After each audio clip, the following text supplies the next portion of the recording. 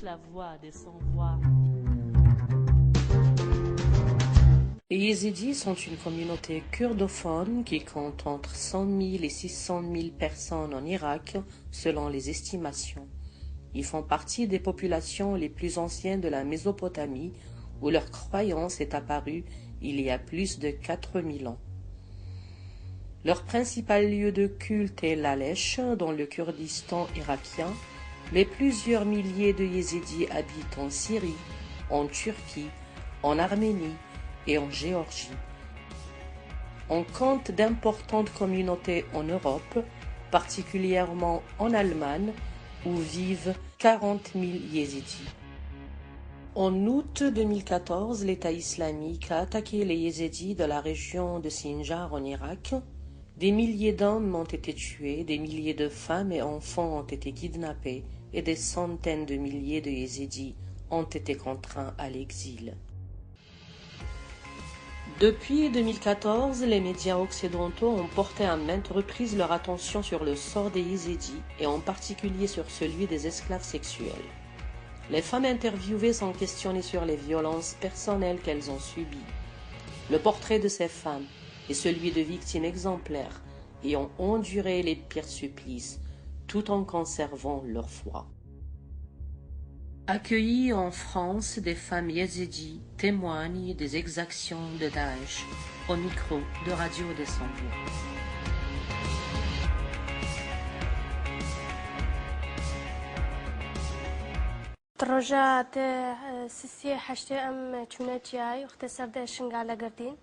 Le 3 août, ils nous ont attrapés.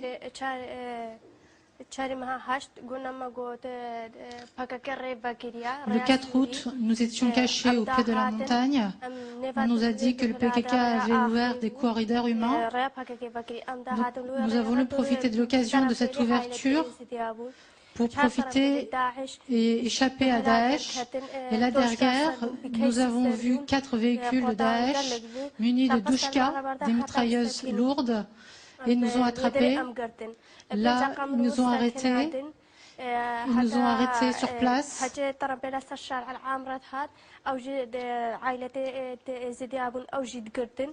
Il y avait environ 50 familles yézidis sur place qui ont arrêté avec nous.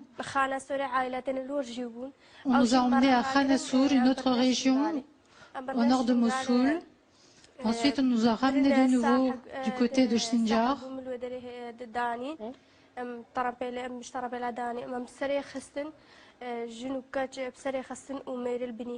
Et là, ils ont séparé sur place les hommes et les femmes. Et on ne sait pas ce que sont devenus les hommes, on ne sait pas s'ils les ont tués. Et nous, les femmes et les jeunes filles, on nous a emmenés à Shingal. Et on est resté une nuit à Sinjar. Oui, c'est ça. On ne croyait pas en Daesh, mais on faisait confiance plutôt à nos parrains, les Arabes qui étaient à côté, qu'on a toujours vécu ensemble. C'est eux qui nous ont vraiment trahis. Plus encore que Daesh qui nous ont fait mal, eux ils ont fait mal plus encore. Oui. Lorsque, à la chute de Sinjar, après 10h30, ils sont venus nous dire qu'il n'y a rien, vous n'avez rien à craindre, mais ils nous ont pris toutes les armes. Après la chute de Shingal, non, avant la chute, il y a eu 12 jours de siège. On a lancé des appels, des SOS pour qu'ils viennent nous sauver, notamment le village de Kocho, mais personne n'est venu pour nous secourir.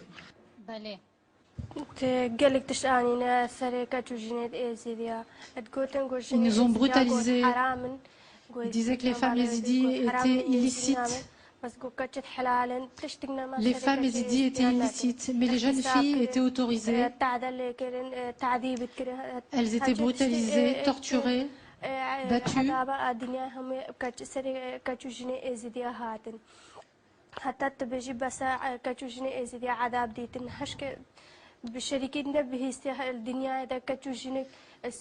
Aucune autre communauté dans le monde n'a connu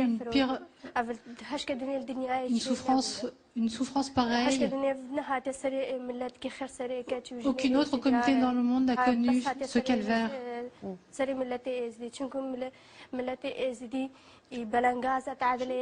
La communauté Yazidi est une communauté sans défense. C'est une communauté, une minorité religieuse. Ils ont profité de la faiblesse de notre communauté.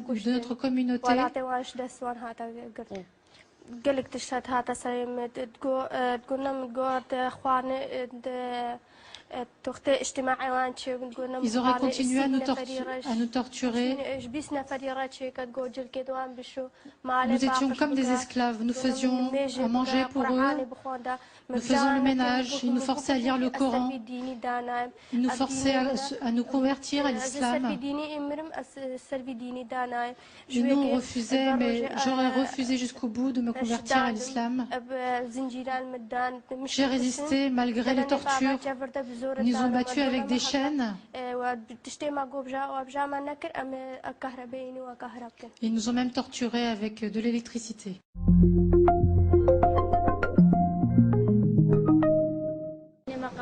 Il me disait, notre religion accepte que l'on viole les yézidis. Nous, on est musulmans, on a une vraie religion. Vous n'en avez pas. Il me mettait devant son ordinateur avec un casque sur les oreilles et me forçait à écouter le Coran.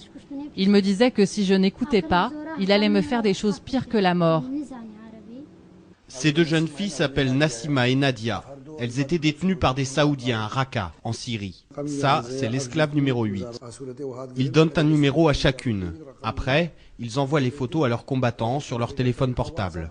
Ils disent que le marché est ouvert pendant 3 ou 4 jours. Et pendant cette période, chacun peut appeler pour acheter celle qu'il veut.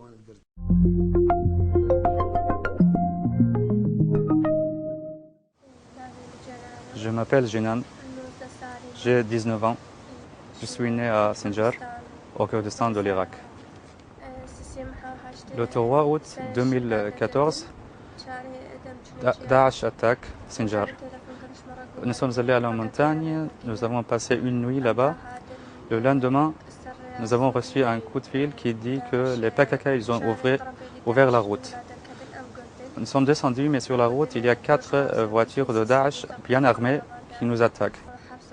Nous sommes allés tous à la prison de Badouche, où on a passé 7 jours. Là-bas, ils ont pris les vieilles femmes. Aussi, ils ont pris les enfants, les garçons qui ont plus que 10 ans. Et ils ont commencé à choisir les jolies filles qui ont plus que 12 ans. Nous étions enchaînés sous le soleil de l'enfer là-bas. Et après, ils nous obligeaient à boire de l'eau dans laquelle baignaient des souris mortes. Nous étions sans bouffe, sans boire. Ils ont torturé les femmes et jeunes filles yézidis. Leur idéologie, c'est seulement la mort. Ils ne pensent pas à la vie, ils pensent à la mort. Ils avaient des longues barbes. Ils n'étaient pas des êtres humains, ce sont des animaux, des monstres. Je veux dire aux Français que la honte, les jeunes qui partent d'ici pour rejoindre Daesh. Là-bas, il y a la mort seulement, pas autre chose. Ce n'est pas la vie des êtres humains. Continuez votre vie ici, dans votre pays, en sécurité. Daesh respecte rien, respecte pas la famille, la société, la vie.